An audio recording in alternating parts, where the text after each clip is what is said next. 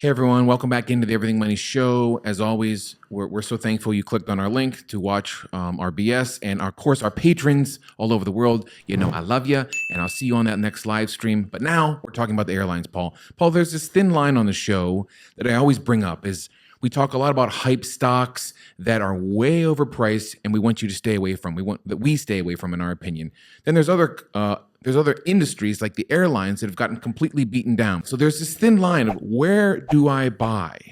You know, as companies look like they very well might be going down in price and may even go bankrupt, there's this thin line of maybe I should buy here. So I turn to you and Trader Mo. Welcome, Trader Mo, my dear friend and colleague. I turn to you both and wonder what's going on with the airlines. I see a lot of videos out there on YouTube now talking about, is this a potential buy? I'd love to hear your thoughts. In general, airlines are picking back up. Mo, you know this. You travel a ton. Last Friday, 1.5 million people. It was a big week. Friday. It's still down a lot from last year, from the previous year, but we're above the levels of last year. But we're still 45% lower than 2019. Correct. But the point is, the world shut down, and it wasn't shut down forever. Now, one of the things I like to focus on here, Seth, the analogy I want to draw. Please do. Is because I'm going to talk about real estate here. Come on. And the reason being is most people out here watching own a home or want to own a home. So I want to show you how I look at a company the same way I look at real estate. So let's say you have a house you want to buy. Let's say your budget for a house is $300,000. This is your budget, okay? You're like, I'm willing to spend $300,000. What you're trying to do is buy a house in the area that's worth about $300,000 based on comps. Now, all of a sudden you see a house in the neighborhood that's $275, and you're like, well, wait a second, this is awesome. But then you find out you got to put $100,000 into it, and when you put $100,000 into it, it's only going to be worth $300,000. Would you buy that house? No. Of course not. Now, what if all of a sudden the number goes to this? Would you buy the house? I think so. I would think so too. Now, granted, guys, I'm trying to be very high level. It's no different the way I do this as I look at companies. I'm looking at a company that I sit there and say, I think it's going to be worth 300, or I think it's worth or will be worth this amount of money. I just got to be patient when I buy it for here because the market doesn't realize all the equity here. I'm not doing anything to it. The airlines and the cruise industry are that. Even though they absolutely collapsed, my job and my role and my goal was to sit there and find the best airlines, the best cruise lines that had the best balance sheets that I thought would survive the pandemic. We talked about this last fall, Paul. Talk about this all the time. Yeah, when everything fell, we turned to you for some answers, and you gave us some incredible insight on things like CCL, like Love, and what we're doing here, Southwest stock. This $100,000 investment in your house is the same as the cash flow investment they're going to make to stay afloat. So your goal is to buy a company at this price, allow them to put the money in there to keep themselves afloat. And then for CCL, that was $700 million a month. Or that might have been Love. I don't know, but it was a lot of money. I don't remember exactly. And then at the end of the day, we're still into it for less than the company's worth. After when everything calms down and we're all good.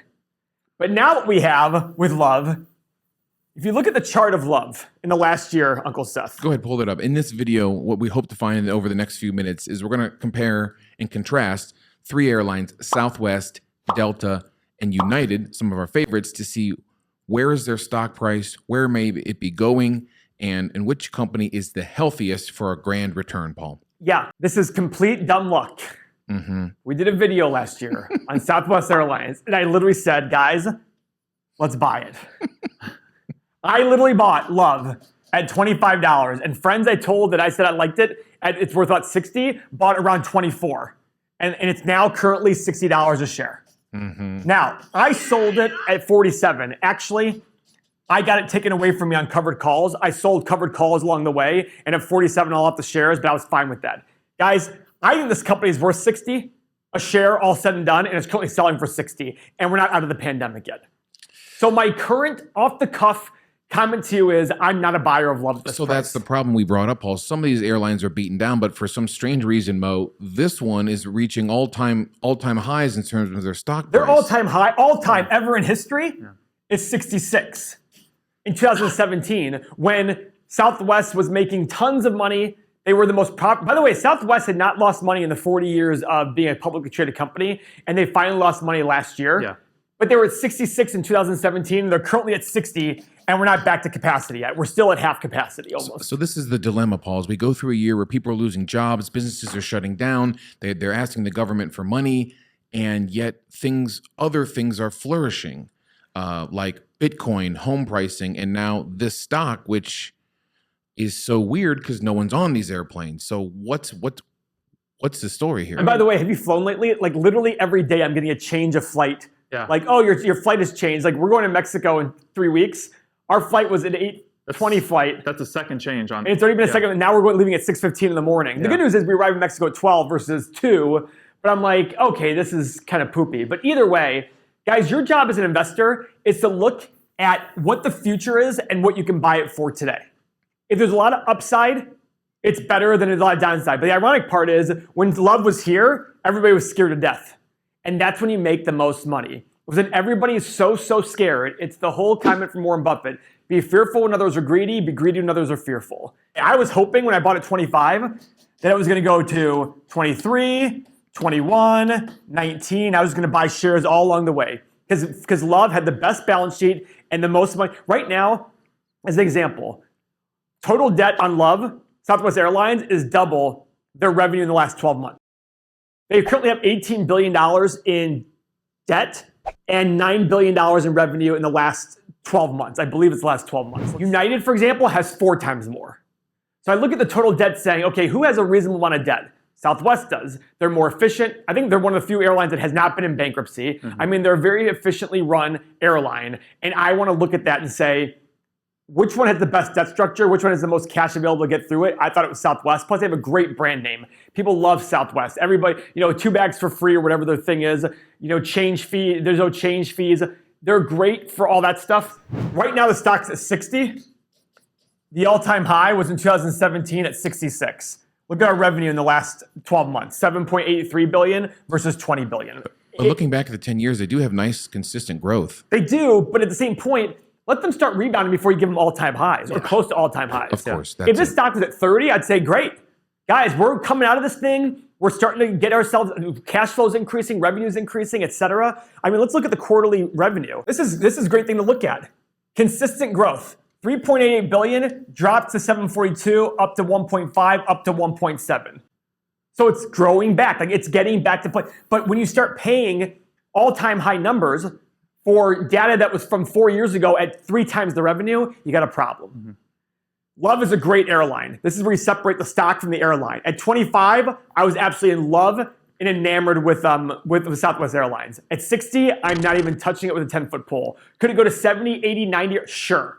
But to me, I'm a fundamental value investor, and to me, it's not worth the upside potential of $60. Now, are there upsides to Love once it gets back stable? Absolutely. But let that happen. Let all the stock, let the money go where it's going to come. Let them get back to $20 billion in revenue, and then I'll evaluate them again. As the stock price goes up and down, I'm always evaluating, right? But right now, Love's at 60. I'm not touching it. Speaking of love, if you're in our Patreon in the Bid and Ask Nation, you're most likely deeply in love with Trader Mo. And we're going to head over to Trader Mo to talk about Southwest from a trading perspective. Mo, what are your thoughts? Yeah, but before I get to that, this goes back to everything that we're seeing in the market. We are giving these companies these extremely high prices based on what could happen. I mean, we saw with CCL last week. We saw with Boeing last week. Boeing, they sold, I think 13 planes of the 737 MAX, went up 20%. I mean, we're selling 13 planes. We're selling 13 planes. I mean, this is crazy, but this is what you're seeing with Southwest. We're saying that, okay, they're on the rebound. So because they're on the rebound, let's give them their all-time high price because they are back. And they are not back. I mean, I go to Dulles, Chicago O'Hare, Newark. I've been to those airports. Those are my frequent traveled airports. And then I've been to them in the pandemic. There's people there, but there's not people there. I mean, it's not what it used to be. It's really something. But let's go to a technical standpoint. So I always talk about this 50% rule. And this is an interesting one because you did have the 50% rule in effect for quite some time, but we broke through it. So I always say that news and a ton of volume helps push through. This is a great example of an industry where news, vaccine, whatever, is putting people back to traveling, and that's what pushes it up, even though they're really not getting back to traveling, as we're seeing.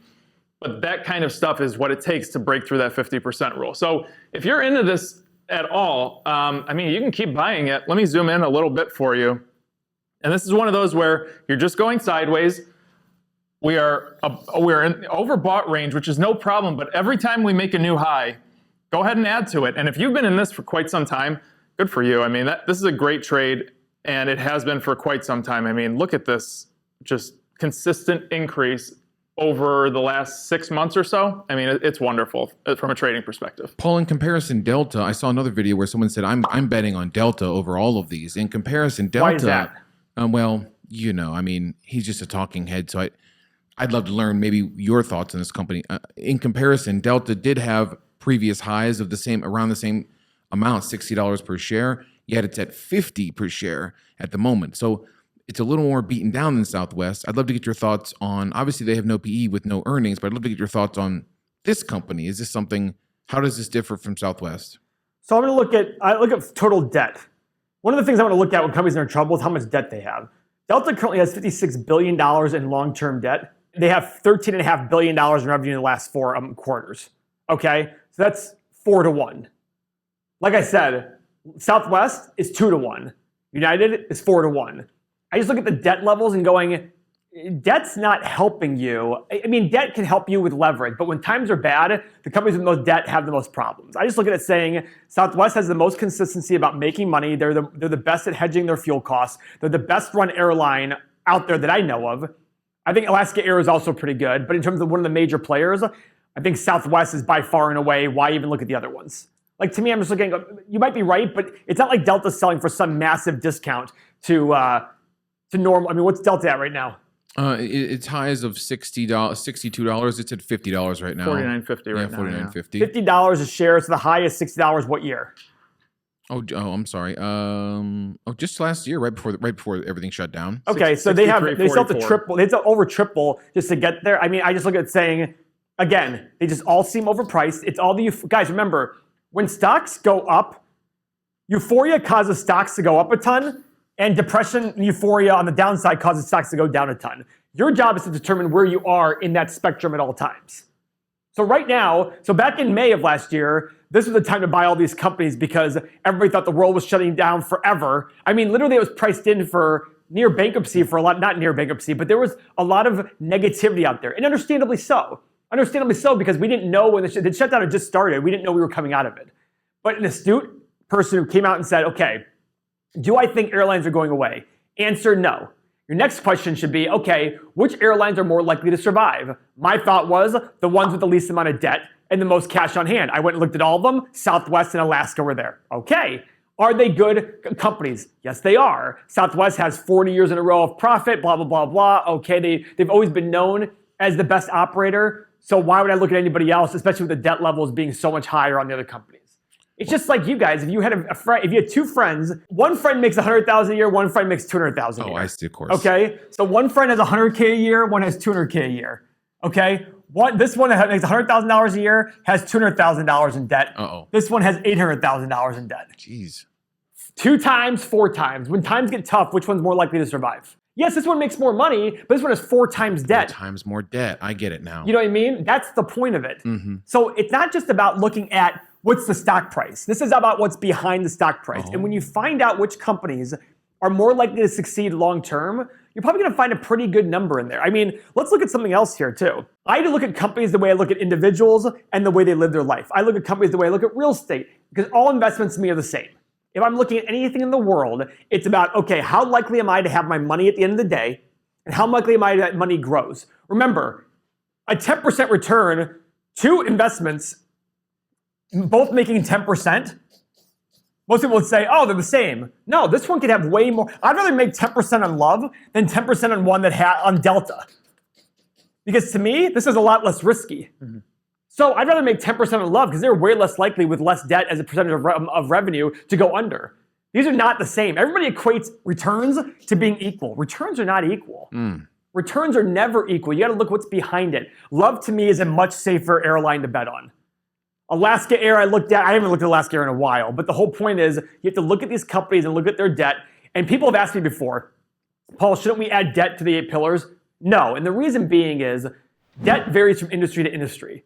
So I don't want to actually just look at, this, because by the way, margin also matters on debt too. So I don't feel like debt is a number I need to add to the pillars because it's going to be industry related. Now, when you find an industry you like or a company in an industry, a company you like, look at the industry and see how do they compare to other companies in the industry in terms of their debt levels versus revenue, et cetera. That's all part of the pulling away the onion peel, peeling away the onion layers as you go through a company. Paul, I wanted to bring up United because they reached highs of 90 something dollars, and they're currently at 60. So they're basically a 30% off their highest mark. But I'm guessing you're going to give me along similar lines in terms of what you're saying with debt. We were looking at the airlines back in the day, and we were looking at Southwest, Delta, and United. United was in a terrible position as far as debt went and as far as how much money they were losing when all of this hit. So my final question also might be, and Mo, maybe you could help, is are there companies, obviously airline companies, that their stock price is going up, but they could still go bankrupt? Oh, of course. Yeah. Of course. Actually, United has pretty reasonable debt levels. Really? Actually, lower than Southwest. Oh. But I have an issue with United on one thing. Will you erase that board real quick? Yeah, United's issue I have is just their customer service is terrible. Like we fly United a lot, and I do think that Southwest and actually I like Delta the most. I like Delta more. Yeah. Delta the most is customer service. So does that mean that United can't do well? No, they can. But look at the net income of United, even when things were good. Net income was $3 billion, $2 billion, $2 billion, $2 billion, some random $7 billion, $1 billion. Southwest makes the same amount of money on less revenue. Mm-hmm.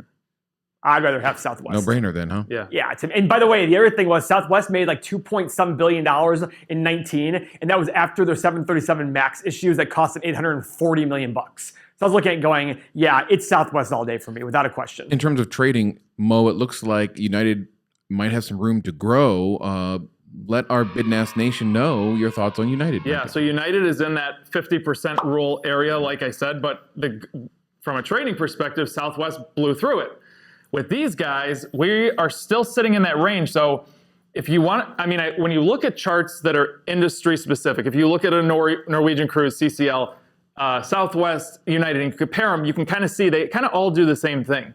And if you look at their ETF, they do the same thing too. So this has not gotten to that level yet. And they are making a great trend right now. So if you want to do something with this, there's a good chance that vaccine news is going to help United. It's going to continue in the same trend that Southwest was doing. So again, if you're continue engulfing candlesticks, making those all-time highs, and you stay above 80%, just going sideways on your stochastic, might be able to make a lot of money here. This is a good one. Paul, final take on airlines. Find the best ones. Airlines are always tough in general. There's that line from Wall Street when he goes, Blue Star Airlines or whatever it was called, and he goes, and Gordon Gekko says, I don't like airlines, lousy unions. And as much as we want to sit there and talk about that, their costs are too high. Southwest has one airplane. They do a good job of staying. They have one airplane, 737. They focus on that. They're very efficiently run. They've made money every year except for last year, which nobody made money last year in the travel business. So why even discuss it? Airlines, just be very careful about airlines. I think airlines should be traded with Mo. Yeah. But in terms of value, make sure you're picking absolute value plays on airlines, good companies with good returns on capital, et cetera. I definitely agree with that. And if you like our software, Seth. Yeah, we have shown you Everything Money software today. If you're in love with this or you like the way it looks and you're looking for more insight on your financials, you can join our Patreon, the Bidnass Nation. The link is in the description below. Our Patreon is growing incredibly well, Paul. I look back at some of our older videos. Just in January, you and I would have this discussion. We were talking about 400 patrons. It's well over 1,500 now, and the bottom tiers fill up in about a week. So a lot of people are getting on board. This software will come out April 15th. Paul has hired multiple developers to get it cooking. I instituted some changes I was looking for, and they got done within less than 24 hours, Paul. So you have a lot of people working on this. It's incredible. But you can also join our community, our Patreon Discord community, where if you feel lonely out there in your search to find great companies, which is the way I felt for a long time, you can join the Patreon and have a community of like-minded investors to talk to. You get access to Paul, you get access to Mo, and myself. And Paul, show them the graph. So guys, right here is Everything Money versus our competitors. This is a monthly charge, right? So this says 14. We're actually at 17 right now. We were at 8. This is going up. This is going up even higher. Our competitors, $199, $199, $35 per month. We give you all this They don't give you all this. Now, obviously, guys, the big thing for me is we have 1,500 users right now. Our goal is to get to 50,000. When we get to 50,000, imagine what the price is going to be versus 17. But whatever price you pay today, you're going to be stuck at forever. You'll go up every year nominally for cost increases 5, 10%. But when we're at $39, your 17 is not going to 39. This is a great value play. You get the software. I don't get when people are serious about investing and they don't do things like this because... Well, sometimes, Paul, they might not know, which was like me. I thought I was serious until I met you. So, well, they're watching this video. They're already pretty serious. Absolutely. The fact they've actually looked at this. So yeah, absolutely. I'm sitting here and I use this software.